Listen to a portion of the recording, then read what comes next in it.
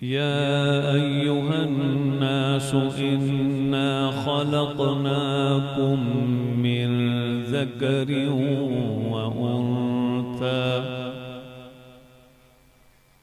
وقال النبي صلى الله عليه وسلم الدين النصيحة إن الله وملائكته يصلون على النبي يا أيها الذين آمنوا صلوا عليه وسلموا تسليما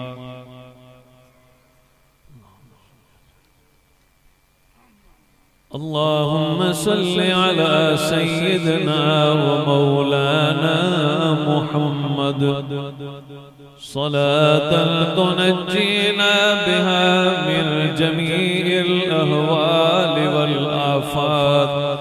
وتجزي لنا بها جميع الحاجات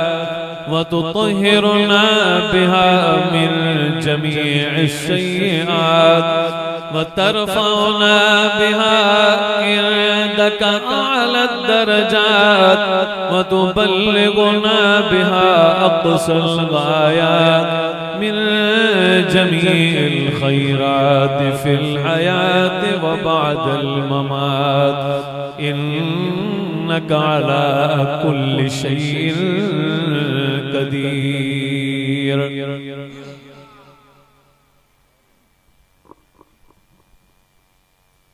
मुसलमान भाइयों,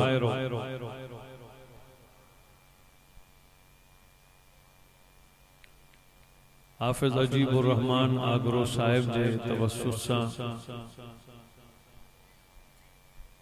उन्हनि जी टीम जी दावत ते लब्बैक चई मटियारी ज़िले खां दूर दराज जो सफ़र करे हाज़री जी सआदत नसीब थी आहे।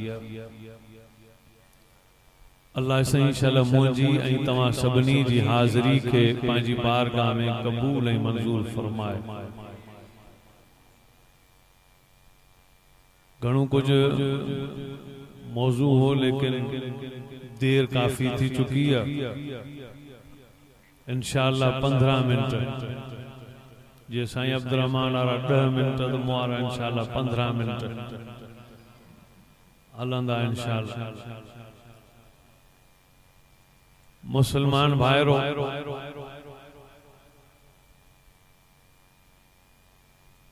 पूरी दुनिया में फितनू, फसाद, जहालत, जिद, अनानियत, दीन खां दूरी, दीन खां बेजारी, हर तरह जो जुल्म, धाड़ा, अगवाऊं, चोरियों, कत्लो गारत, जिनाकारी, फहाशी, उरियानी, राग ऐं गाना, सुन्नत के ज़िबह करण, नशो, हक तलफी, दिल आज़ारी, गिला, कूड़, गीबत ऐं अलाए केतिरियूं बीमारियूं माहौल में पैदा थी चुकियूं आहिनि। आखिर इन्हनि जो इलाज छा आहे?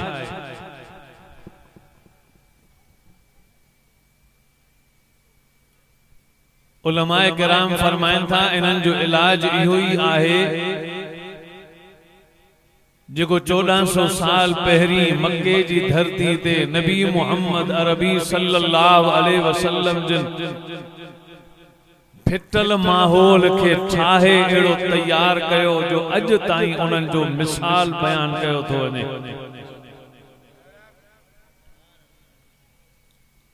मुसलमानों, हजरत ईसा अलैहिस्सलाम जने आसमान ते चढ़ियो, फांसी जे फंदे तां जने अल्लाह जीअरो आसमान ते खणी वरतो, उन रात का वठी नबी पाक जे जमण ताईं 571 साल गुजरिया। इन विच में को नबी कोन हो, नबुव्वत जी तालीमात जड़े इंसान विसारे चुका हुआ तो उन जमाने में जिन्हें एतरो जहालत जो उरूज थी चुको हो जो कंहिंजो जानवर के बीठल जानवर होंदो हो कंहिंजे मेहमान जे अचण सां के जानवर जी जंग भनी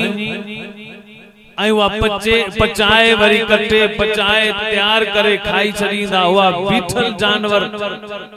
तड़पंदो हो पर उन ते केर एहसास कोन कंदो हो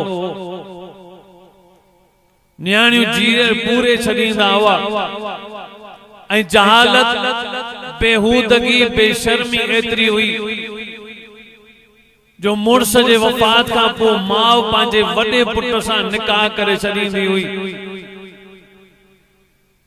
ऐं उनखे गलत भी न समझो वेंदो एतरी वडी जहालत थी चुकी हुई उन जमाने में अल्लाह मक्के जी धरती ते बैतुल्लाह जी सरजमीन जे करीब हजरत अब्दुल्लाह जे घर बीबी आमना जी गोद में वो सरवरे कौनैन मोकलियो जे नबूवत जे सिज उभरण सा पूरी जुल्मत ऐं तारीकी ऐं ऊंदा है खत्म थी चुकी हुई हर जाए ते उजालो ऐं रोशनी चमकी उठी हुई उन फिटल माहौल में नबी पाक तड़पंदा रहा रोईंदा रहा तन्हाई में गार जे अंदर उम्मत लाए रोई दुआऊं पिया घुरन त रब आखिर इन्हनि जो सुधारे जो हल केड़ी शे तने अल्लाह नबी पाक हजरत मोहम्मद अरबी सल्लल्लाहु अलैहि वसल्लम जे तरफ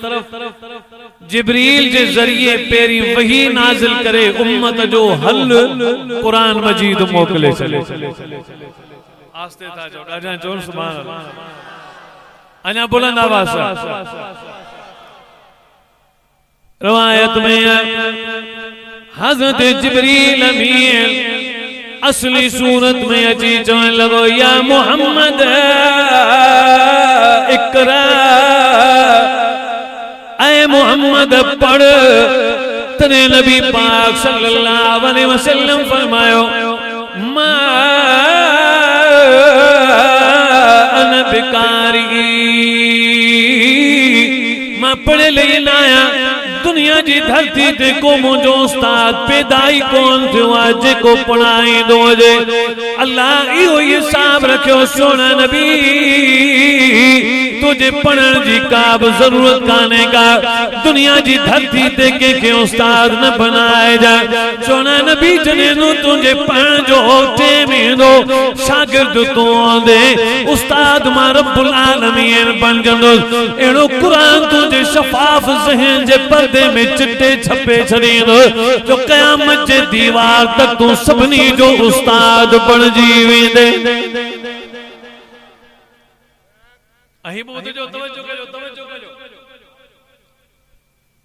नबी साईं मक्के जी धरती ते जने जावा जन्म मुबारक थियो त अंग्रेजी केड़ी तारीख हुई खबर तो 22 अप्रैल 571 ईस्वी सूमर जो ॾींहुं आज काई तारीख है साईं जी अज भी 22 अप्रैल 571 ईस्वी ऐं जॾहिं नबी पाक गार हिरा में जिब्रील अमीन आयो तॾहिं भी सूमर जो ॾींहुं हो अगस्त जी 14 तारीख हुई 610 ईस्वी हुई चाश जे टाइम ते जिब्रील अमीन आयो जॾहिं नबी पाक खे चवण लॻो इकरा या मोहम्मद इकरा तॾहिं नबी पाक जी ज़ुबान मां बिलाखिर अल्लाह जे अमर सां ई लफ़्ज़ कुरान मजीद जा निकता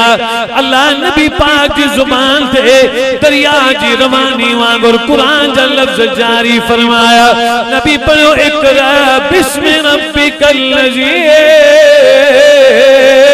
खलक खलकल इंसान मिन अलक इकरा व रब्बुकल अकरम अल्लज़ी अल्लम बिल कल्लमल इंसान मा लम आलम नबी पाक जी जुबान ते जने ये लफ्ज जारी कया विया तने नबी पाक जे मथे मुबारक ते नबूवत जो ताज सजायो वियो। कुरान जी वही नाज़िल थी पेरी फिक्र हो त इन उम्मत छा थींदो आखिर इनके सुधारो कीअं डिबो कीअं सुधरंदा कीअं समझाया कीअं रस्तो मिले तरे अल्लाह फरमाए महबूब गणती न कर हां कुरान जी वही जी तार मां रब सां तुजी मिली चुकी आ इन कुरान जे जरिए तुजी रहबरी कंदो वींदुस इंशाअल्लाह इहे ही साफ थी उजरा एड़ा थींदा जेको उथंदो वो कायनात में चमकी उथंदो दुनिया उनन जा मिसाल पेश कंदी नबी से उन्हनि जे इखलाक ते मेहनत कई बाबा कुरान ये तो चवे हदीस ही तो माना अल्लाह कुरान में बयान करे अध में छड्यो इन जे करे त हेस ताई मां बयान कयो अगते मोहम्मद पाण ही समझाए छडींदा वरी किथे किथे नबी साईं पाण बयान करे अध में छड्यो त जिन मुखे डिठो आ जेके मुजी जिंदगी दिसन पिया अध बयान मां कयो आ अध वरी इहे पाणे उम्मत के बुधाए छडींदा साहबी नबी पाक सल्लल्लाहु अलैहि वसल्लम जिने कुरान मजीद उम्मत जे अग्या पेश कयो तने कुरान मजीद जी आयत भी नाजिल थी सभी कुरान जो आयत नुज़ूल में अल्लाह फरमाए الدين عند الله الإسلام अल्लाह वट दीन पसंद इस्लाम दीन पसंद यो दीन इस्लाम तमाजी जिंदगी में दो असाजी जिंदगी में दो इंसान इंसान बन जीवे दो जानवर वाली जिंदगी में इंसान इस्लाम के जरिए ही निकरंदो जो जो कुरान फरमाए दो अल-यौम अकमलतु लकुम दीनकुम व अतममतु अलैकुम निअमती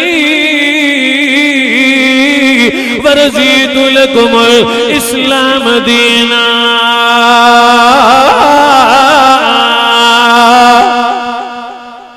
अल्लाह फरमाए तो अधूरो दीन कोने कामिल मुकम्मल दीन तमाजे तरफ मोकलियो है अल-यौम अकमलतु लकुम दीनकुम व अतममतु अलैकुम निअमती दीन इस्लाम एड़ी नेमत जिते इस्लाम दीन दोआ उते नेमत ही नेमत होंदी है जिते दीन कोने उते बेबरकती है जिते दीन कोने उते खोटा जिते दीन कोने उते बेसुकूनी है जिते इस्लाम न पोतो उते जहालत पोती है जिते इस्लाम न पोतो उते जिद ही जिद्दा उते बेसब्री जंग ही जंगा पर कुरान फरमाए तो जिते इस्लाम वरज़ीतु लकुमुल इस्लाम दीना पहले नंबर ते मुझो दीन इस्लाम दल नेमता बे नंबर ते ही इनाम जो अल्लाह तमा का दीन इस्लाम ते राजी थी वियो जो मतलब ये बात दुनिया में जितना भी तरीका के भी तरीके ते अल्लाह खुश न थी दो वरज़ीतु लकुमुल इस्लाम दीन अरे अल्लाह तमा का राजी थी दो तो दीन जे तरीके ते राजी थी दो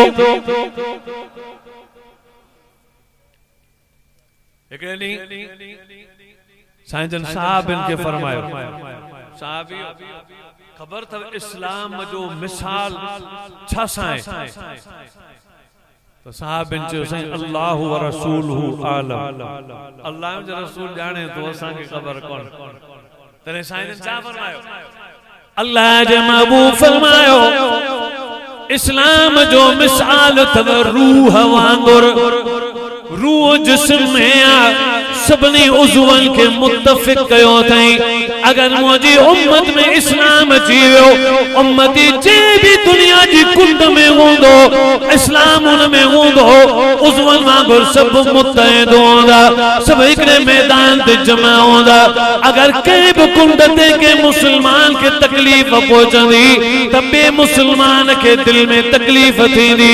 बे जो दुख पान बर्दाश्त कंदा बे जो सुख दिसी पान खुश खुश थींदा हिक जान वांगुर मुसलमान थी पवंदा रूह जो मिसाल इया रूह जिस्म में आए सूरत पैर में थियो पर हेता मथा अख पे लुड़कारे इया नथी चई मसलो पैर जो मां छोरो न तकलीफ अख भी महसूस पई करे अगर मथे में सूर आ पैर डॉक्टर ने दौड़ी पिया वञन त इलाज कराया जा पैर इए नथा चन त मुंहिंजो मसलो कोने ई मथे जो मसलो आ इए ही जने इस्लाम असां सभिनी में अची वियो पक्का ठक्का जने मजबूत मुसलमान थींदासे पोइ याद रखो मुसलमानो अगर असांजे दिल में अल्लाह जो दीन इस्लाम आ पोइ असांजो इस्लाम सेखारे थो अगर फिलिस्तीन जी धरती ते बच्चा पिया कुचल औरतुनि ते बमबारी पई थे पानी ते ज़हर हारियो पियो वञे अस्पतालुनि जे ज़ख्मनि ते बम वसाया पिया वञनि ऐं पूरी दुनिया जो कुफर यकजा थी चुको आहे पूरी दुनिया जो कुफर यहूद ऐं हुनूर इस्राइल जा खिंजीर यहूदनि जा खिंजीर सब जा सब जने हिक थी चुका तने उम्मत के ई सबक उलमाए किराम ॾेई रहिया ऐं मुसलमानो कलमे वारो हालांकि ये मुतक़िद न थियन असा के 1400 साल पहिरी नबी पाक मुतहद थियण जो सबक ॾिनो त तव्हां कलमे वारा मुतहद थी वञो अॼु बि असांजे मुतहद थियण जो वॾो जज़्बो हुजण घुरिजे कुफर मुतहद न बि थिए पर असांखे मुतहद थियणो हो पर ॻाल्हि इहा थी वई आहे जो कुफर मुतहद थी वियो आहे असां अयाशिन में पइजी विया आहियूं असां दीन खां बेज़ारी करण में लॻी विया आहियूं अॼु बि उम्मत के पैगाम ही एक प्लेटफार्म ते पढ़ी इन कुरान की आयत ते अमल कयो कुरान फरमाए तो बिस्मिल्लाहिर रहमानिर रहीम वतस्मू बिहब्लिल्लाह जमीअन वला तफर्रकू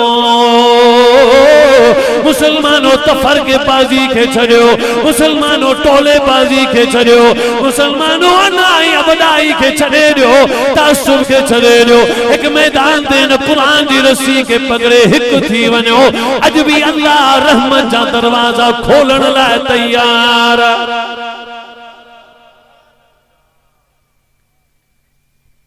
असा इत्तेहाद न था कयो जरूरत इत्तेहाद जी बस है न दौर में जरूरत इत्तेहाद जी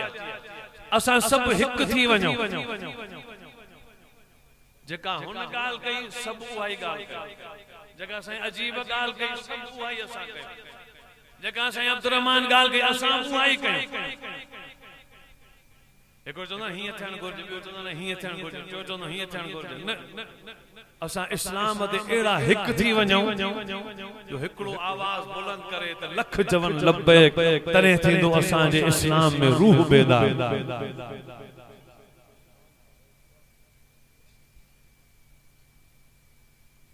एकड़ो बुजुर्ग फोत पियो थे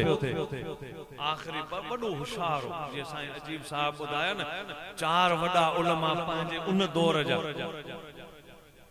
उनमें एकड़ो साईं मौलाना मोहम्मद दाऊद रहमतुल्लाह अलैह आगरो वो आलिम हर दौर में वडा वडा उलमा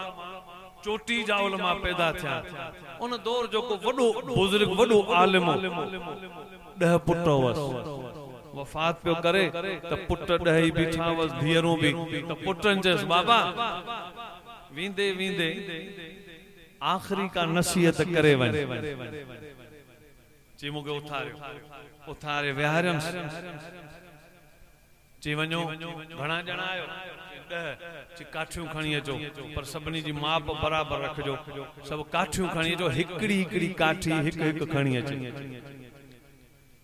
सो हमरा हिकड़ी काठी हिकड़े सां गड 10 ॼणा हुआ त काठियूं घणियूं थियूं 10 काठियूं चेनन के बधो बधो चाणे ये कयो गड जी इनन के भञो ॾहनी जोर लगायो इन भरी के भञी कोन सकिया जे कोन भगी ना बाबा सब काठियूं किए भजंदियूं ठीक आ खोलियो हां हिकड़ी हिकड़ी काठी खणो भञो हां हिकड़ी काठी जेके आई त कोडे तरह के रुगो ठक कयो भजी जे मसालो समझव इनन जो तो मसालो था सा कोन समझो मतलब छाओ फरमाए मतलब ही हो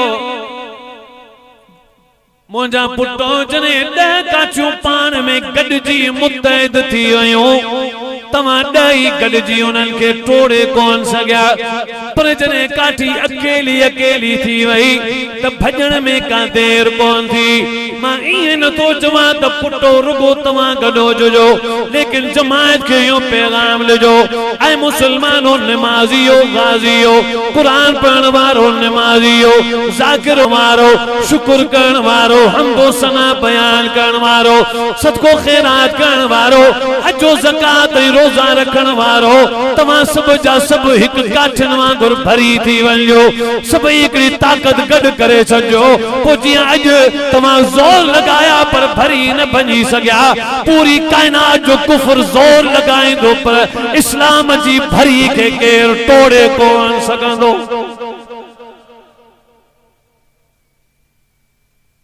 मुत्तहिद थियण जो ज़मानो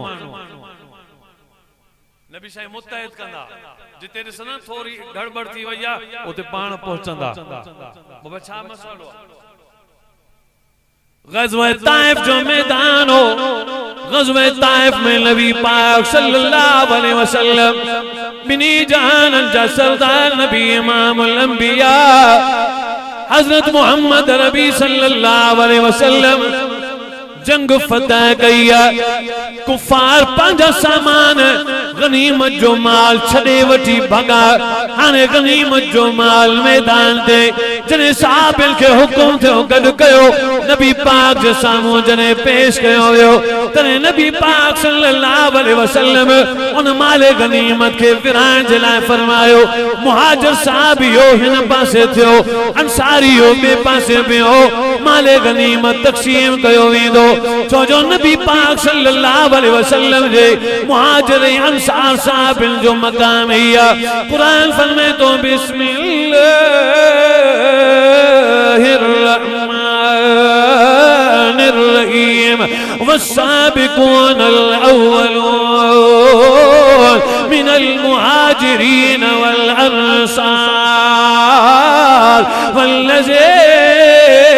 तबऊहुम बिइहसान रज़ियल्लाहु अन्हुम व रज़ू अन्हु वअद्द लहुम जन्नत तजरी तहतल अन्हार खालिदीन फ़ीहा अबदा ज़ालिकल फ़ौज़ुल अज़ीम।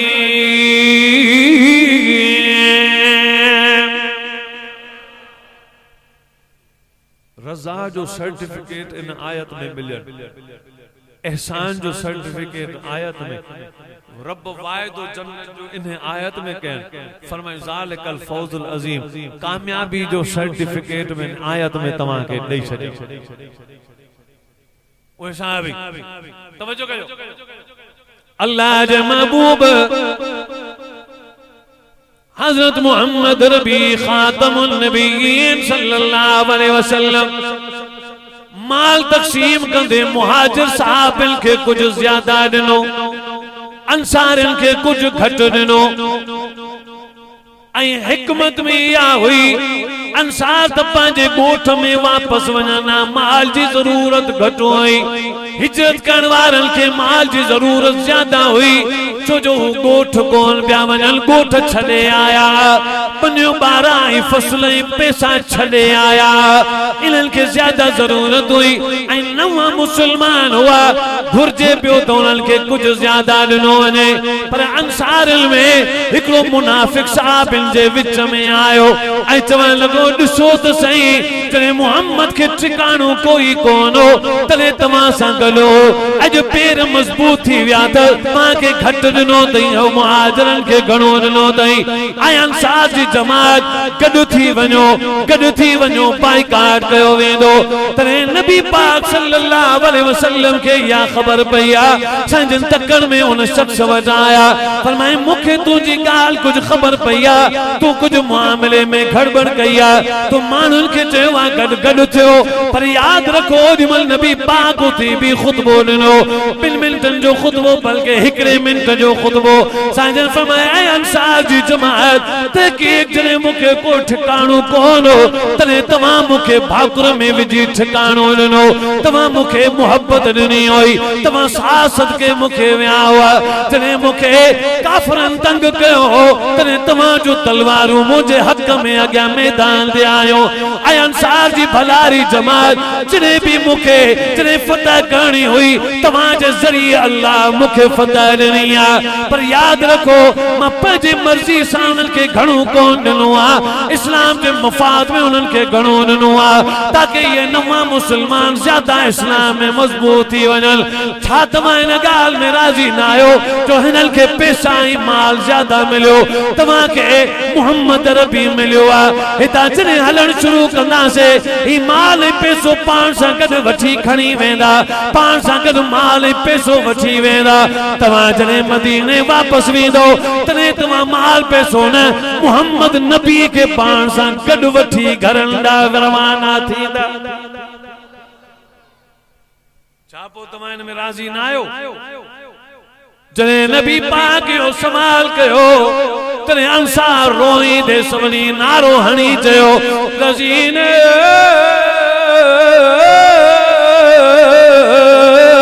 या रसूल अल्लाह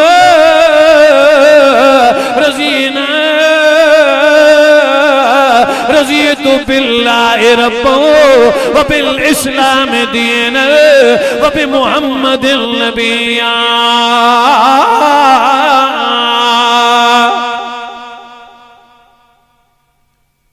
बस उते जो उते हिकड़े मिनट जे बयान सां फितनू टरी वियो सभिनी भाकुर पाता नबी का माफ़ी वरतो सब जा सब खुश थी विया मुत्तहिदीअ कबो ऐं असां मुसलमान मोमिन आहियूं ईमान जी गारंटी केड़ी आहे हिकड़ी ईमान जी गारंटी कुरान में लिखियल आहे फरमाए जेकर इन्नमल मुमिनून इख्वतुन मोमिन अगर ईमान अथव त पोइ तव्हां सब कलमे वारा भाइर आहियो फअस्लिहू बैन अखवैकुम ईमान जी जिम्मेवारी ही थव त विढ़लन जो पाण में ठा करायो ईमान जी जिम्मेवारी थव मुझे जिम्मेवारी आ वाइज कर 7 बजे जानी हम पौने 12 बजे जान पर मुखे तो वाइज मुझे जिम्मेवारी आ वाइज कर मां वाइज कर जोगी साहब तो उनकी जिम्मेवारी वाइज कर से अजीब जी जिम्मेवारी आ मदरसे जो निजाम हलाएं निजाम हलाए बारन के पढ़ाए माशाल्लाह दस्तार थी पढ़ो हर के जी जिम्मेवारी लाउड वाले जी जिम्मेवारी आ जनरेटर ऑन हो जे लाउड हो फिदाई को साउंड हो जे जारी हो जे और सब कुछ सेटा ये जिम्मेवारी आ बल्ब रखण ये सजो सिस्टम तैयार कर रखण हर के जी जिम्मेवारी हाने असा ईमान वारा असा जी जिम्मेवारी केड़ी आ फरमाए पेरी जिम्मेवारी या तव फअस्लिहू बैन अखवैकुम भाइरन जो पाण में ठा कराए लेकिन पाण और कानून उबतो असा विड़े ठयलन के विड़ाईंदा खास करे असा जो मायरियों भेनरूं वेचारियों अल्लाह उनन के हिदायत दे असा के रब हिदायत दे औरतुन के हिदायत सुबह जो बुरको मथे ते रखिया चादरी अध रखी मथे ते मथो खुलियल हूंदो मथा चादरी डबल करे सुधो कंहिंजे घर आ खबर नहीं फलाणी तुंहिंजे नाले छापे चयो चला छापे चई चुप तई भली इतां का ॻाल्हि शुरू गिला कोन थी कयां पर ॻाल्हि थी कयां हाणी घरनि जा ठांठा फिटाए छॾिया माण्हू फिटी विया हालांकि यकजहत थियणो घर जा भाती पाण में यकजहत हुजनि वॾो जीअं चवे ईअं सभु यकजहत थी वञनि ॻाल्हि यकजहत न हुजण जे करे हिक न थियण जे करे ॿधी न हुजण जे करे मुतफ़िक न थियण जे करे खानदाननि जा खानदान तबाह थी विया औरतुन के घुर्जे मर्दन के मुतफ़िक कर मर्दन जे दिल में जेका गाल होजे न बे मर्द जे बारे में कढन त न नफरत न कर ये कोने को वो तुझे लाए डाढो ठरे थो तू छाजे करे तो उनजी गिला करे वो तो तुझी गिला कोन तो करे वरी हुन जी ज़ाल हुन खे चए त हू त गिला नथो करे तू छो थो करे ईअं करे उन्हनि मां नफ़रतूं कढनि मुतफ़िक़ थियनि ऐं रुगो ईअं न असां सभु जेको कलमो पढ़े थो उहो कलमे वारे जी ज़िम्मेवारी आहे त नफ़रतुनि खे ख़तम करे आहे तवजो अॻे ज़माने में ये जेके अच्छी दाढ़ी वारा बुजुर्ग ये जेके नंढे हूंदे प्राइमरी पढ़ंदा त उन ज़माने में प्राइमरी जो हिकिड़ो किताब हूंदो उन में सबक हूंदो दो बेल और एक शेर ब ढगा ऐं हिकिड़ो शींह पोइ झंग में हिकिड़ो शींह रहंदो जे जानवर ते नज़र कंदो उनखे चीरे फाड़े खाई छॾींदो पर झंग में ब ढगा रहंदा हिकिड़ो अछो हिकिड़ो कारो उन्हनि ढगनि ते हमलो कोन करे सघंदो छो कोन करे सघंदो जॾहिं हिकिड़े ते हमलो कंदो त ॿियो वरी उनखे सिंग अहिड़ो पेट में हणंदो जो वठी भॼंदो वरी हुन ते हमलो कंदो त हू दिफ़ा कंदो जे हिन ते हमलो कई हू दिफ़ा कंदो हू हिक ॿिए सां मुत्तफ़िक़ हुआ त शींहं जी ताक़त कोन हली सघंदी हुई शींहं ॾिठो ज़माना गुज़री विया आहिनि मुंहिंजो दाव चढ़े कोन थो फांसी कोन था सघनि खाई कोन थो सघां कहिड़ो तरीक़ो कयां सोचे हिकिड़ो तरीक़ो कढी अच्छे ढगे ॾे वियो चई हाणे ॻाल्हि ॿुध असां पाण में कयूं था दोस्ती ऐं तूं आहे अछो ख़ूबसूरत हे जेको कारो आहे न तोसां गॾु इहो ढगो कारो इहो तूं त सड़े थो हू चवे थो त मां हसीन आहियां हालांकि हसीन त तूं अछो आहे हू त कारो आहे पर चवे थो झंग में मां हसीन आहियां हाणे ईअं कर जे इहो कारो न हुजे न त पोइ तूं ई तूं हूंदे सॼे झंग में तुंहिंजे ई हुस्न जा नारा पिया लॻंदा इन करे हिन कारे मां जान छॾाए दिमाग़ में नफ़सानियत जी हवा अहिड़ी भरियईंसि कॾहिं कॾहिं केरु कचहरी में अहिड़ी हवा भरे छॾींदो ठहियल ठुकियल दुकान ते हिकिड़ो छोकिरो कमु कंदो मुलाज़िम हो मामू आए सलाम वालेकुम दे खबर भला छा कंदो अॼु दुकान ते कमाईंदो आहे घणी पघार अथई 8000 बस हिन जो बस इन ते हुन वीचारे खे कचो करे छॾियो पघार त का बि कान्हे का वञाई ॻाल्हि करे ही त चांहि पी वियो हलियो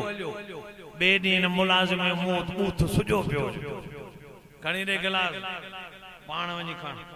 बाबा छा थियो तोखे ख़ैर त आहे अहिड़ो अची कमु कई टिनि चईं ॾींहंनि में हुनजो अंदाज़ ई बदिलजी वियो दुकान वारे कढी छॾियसि हाणे वियो मामे ॾे हाणे घणा पिया मिलनि अॻे त 8000 रुपया मिलियसि हाणे दुकान मां निकिरी वियो हाणे घणा पिया मिलनि ठुठियो पियो मिले ॿियो कुझु ई कोन हर उमिरि ठहियल ठुकियल हुनजो ज़हन ख़राब कयो ऐं जेकर केरु ज़हन ख़राब करे त हुनखे चइबो ॻाल्हि ॿुधो कंहिंजी बि गिला करणु इस्लाम में जाइज़ कोन्हे गिला न ॿुध बि न कबी तूं मोतबिर एतबार लेकिन गिला जो दरवाज़ो बंदि कंदासीं तॾहिं मुतफ़िक़ थींदासीं गिला सां हसद साड़ कीनू वॾाई बुग़्ज़ लालच तकब्बुर ऐं ज़िद पैदा थींदो सो हुन हवा भरियसि उहा हवा हुन जे दिमाग़ में भरिजी वई उन अच्छे ढगे चयो चलो ठीकु आहे पोइ सुभाणे तूं भले हमलो कजांसि मां वेझो कोन ईंदोमांसि हुनजो कमु थी वियो शींहं उछल खाई कारे ते हमलो कयो हणी आंडा फाड़े छॾी हफ़्तो खन गुज़रियो वरी ये शींहं कुरड़ियूं अखियूं करे वरी अच्छे शींहं ॾे जेमहिल वधियो त शींहं अच्छे ढगे ॾे त ढगे जो असां दोस्त आहियूं पाण में तुम्हारी दोस्ती ओॾी महिल हुई जो कारो हो तॾहिं हुई दोस्ती हाणे कारो कोन अथई हाणे मां करे बीह ठगा जो कई हमलो कई त हुनखे चीरे फाड़े वेही रहियो बुज़ुर्गनि सम्झाणी लिखी त जॾहिं हिकु हुआ मुतफ़िक़ हुआ त दुनिया जा शींहं हमला कंदा हा पर पोइ बि हुननि जी ताक़त वधीक हूंदी हुई घरनि में मुतहद थियूं कचहरी मुतफ़िक़ थियूं दोस्त मुतफ़िक़ थियूं मिट माइट मुतफ़िक़ थियूं ऐं इस्लाम वारा मुसलमान मुतफ़िक़ थी हिकिड़े ई परचम नबवी जमीयत उलमा इस्लाम जे हिन नबवी साए तले हिकु थी मैदान ते निकिरी पऊं इंशाअल्लाह दुनिया जो को बि कुफर असां सां मुक़ाबिलो न करे सघंदो इंशाअल्लाह इसराइल जे खिंजीर पलीत नजस यहूदनि खे ख़ुदा नाकाम कंदो उम्मत रसूल खे ख़ुदा कामयाब फरमाईंदो नारे तकबीर इसराइल कुत्ते थे, इसराइल कुत्ते थे, अमेरिका थे, इसराइल जे यारन थे, इसराइल जे एजेंटन थे। नारे तकबीर। असांजे उलमाए किराम फतवा ॾिनी आहे जिहाद उम्मत ते फर्ज थी चुको आहे, लेकिन असां उहे आहियूं जो अञा ताईं Coca Cola, Pepsi, 7 up, Fanta, Mirinda, slice juice, slice जो पानी, अक्वाफिना जो पानी अञा ताईं असां छॾण लाइ तयार कोन आहियूं। ये जेके बोतलूं पिया पियूं, ये बोतलूं छॾण लाइ तयार कोन आहियूं। उते फलस्तीन जे बच्चन ते कोहराम पियो हले, क़यामत बर्पा थी चुकी आहे फलस्तीन जी धरती ते। इसराइल जे खिंजीरन कंहिं बि क़िस्म जो एहसास न कयो आहे, को बि क्यास उन्हनि खे कोन्हे। इहे ई माण्हू, इहे ई अमरीकी, इहे ई इसराइली, इहे ई यहूदी जने अफगानिस्तान जी धरती ते धिक्का खाई ज़लील पिया थियनि, तॾहिं इहे नारा पिया हणनि ह्यूमन राइट्स, इंसानी हक़। लेकिन अज इंसान बम था लगन त जिस्म 20 फुट मथे खजी था वञन, ऐं मुसलमानन जा जिस्म, न्याणिन जा जिस्म मथा थी किरन था त जरा जरा थी था वञन। बाहि में उहे जिस्म सड़न पिया, कंहिंजी जंग सलामत कोन्हे, कंहिंजो बाहूं नथियूं लभन, कंहिंजा आंडा निकतलन। शहादतूं शहादतूं 1.5 लख शहादतूं थी चुकियूं आहिनि। दुनिया जे हुक्मरान गूंगो शैतान थी करे किरदार, गूंगे शैतान वारो किरदार पे अदा कर। लेकिन असा उम्मत इंशाअल्लाह मुत्तफिक कयूं। असा पाकिस्तान जी उम्मत कायदे जमीयत हजरत मौलाना फजलुर रहमान साहब जी क़यादत में सब मुत्तफिक थी इंशाअल्लाह। अगर इशारो मिलो पाटर टुपी इंशाअल्लाह इसराइल खिंजीरन के वो सबक सिखारींदा से जो माउ जी थन याद अची वेंदा। नारे तकबीर। भैया मते करे नारे तकबीर। कायदे जमीयत हजरत मौलाना फजलुर रहमान। इसराइल कुत्ते थे, अमेरिका कुत्ते थे। फलस्तीन जिंदाबाद, फलस्तीन, फलस्तीन, फलस्तीन। इस्लाम भैया मते, इस्लाम, इस्लाम। नारे तकबीर। इंशाअल्लाह मुत्तफिक थींदा। मुत्तफिक थियण जो वॾो फ़ाइदो ॾिठो तो हींअर सिंधु दरिया जो पानी पोइ ते उन्हनि रोके छॾियो। हाणे मज़ो इहो फ़ाइदो इहो थियो आहे, हू त घणी पाणी रोके छॾियो ऐं केनाल नामंज़ूर, ठीकु आहे। फ़ाइदो इहो थियो आहे सभु पार्टियूं सभु जा सभु मुत्तफिक थी विया आहिनि। इहो फ़ाइदो थियो आहे, सब पार्टियों मुत्तफिक थी गॾु थियायूं। राना सनाउल्लाह मौलाना राशिद मामूद सुमरे रे हरण पे फोन करे कल अज सुबह हींअर मेहरबानी करो हमसे मुज़ाकरात करो, बात करेंगे। और मियां शहबाज शरीफ वजीर आजम आपकी मुलाकात के लिए तरस रहा है, उससे मुलाकात में आपकी करवाऊं और बैठकर मुज़ाकरात करें, कुछ बातचीत करें। राशिद महमूद सुमरे फरमायो राना सनाउल्लाह साहब कोई बात करने की जरूरत नहीं है, बस हमारा मुतालबा ये है कि अपना केनालों का फैसला वापस लो। बस यही बात है, यही मुज़ाकरात है कि केनालों के का फैसला वापस करना होगा। फौजी बाज़ार चाहता वाला छहन मां वाला हिकड़ो द कढण जो साईं सा समझंदा झल दब सही वो चक्कर तो अच्छा कोन वाला हिकड़ो हाणे त हिकड़े मां ॾियो बाक़ी अॻिते पाणी वरी ॿियो कढंदा। लेकिन क़ौम मुत्तफिक थी आहे, मुत्तहिद थी आहे। हुतां हुतां पंजाब मां पाणी बंदि करायो अथनि। अवाम जो कसूर कोन्हे, पंजाब जी अवाम पाणी बंदि कोन कयो आहे, न को पाकिस्तान सिंध ही आहे। उहे इदारा मुक़तदर इदारा जेके आलिमन जे वोट जी पर्ची के धाड़ो हणी चोरी कंदा उही साॻिया अॼु असांजे पाणी ते धाड़ो हयो था। जिन आलिमन जे वोट ते धाड़ा हया उही ताक़त उवई मानू उवई इदारा पानी ते धाड़ो पे हण उवे इदारा जेके सिंध वारा बिजली जे लाइ तरसन था 6-6 कलाक 12-12 कलाक सिंध में बिजली काने पर कराची जे समुंड मां पार्सल थी बिजली अलाए केतरा हजार वोल्ट उता पार्सल थी पंजाब ऐं लाहौर थी पहुचे उहे मुक़तदर इदारा जेके हिते जा कोयलो सिंध जो खपाए चुका कई टन कोयला रोज हितां वञन पिया असां जो पेट्रोल होॾां तो वञे सिंध वेचारी उहा पई छड़े माल हिते सिंध जी जेका मैदनियात निकरे पई ॿाहिरि पिया मोकिलन उन्हनि पानी बंद करे छॾियो पर अल्हम्दुलिल्लाह क़ौम मुतहिद थी आहे फ़ाइदो थियो आहे न फ़ाइदो एक घिसूं करे पाण ई इंशाअल्लाह बंद कंदा कैनाल नालो सिस्टम खत्म कंदा इंशाअल्लाह डॉक्टर साहब जे जमाने में जब परवेज मुशर्रफ हो तो परवेज मुशर्रफ भी केनाल वठी खया वायदो के केनाल वठी जो जमीयतुल उलमा इस्लाम क़यादत कई सब क़ौमूं पाण सां गॾु खयो सब पार्टियूं पाण सां गॾु कयो नेठ उन जमाने में भी वो फैसलो कैंसिल थियो इंशाअल्लाह ताला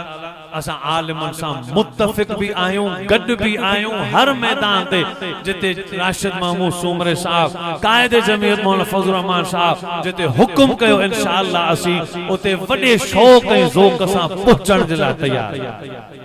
मुझे को चयो रब साईं कबूल ऐं मंजूर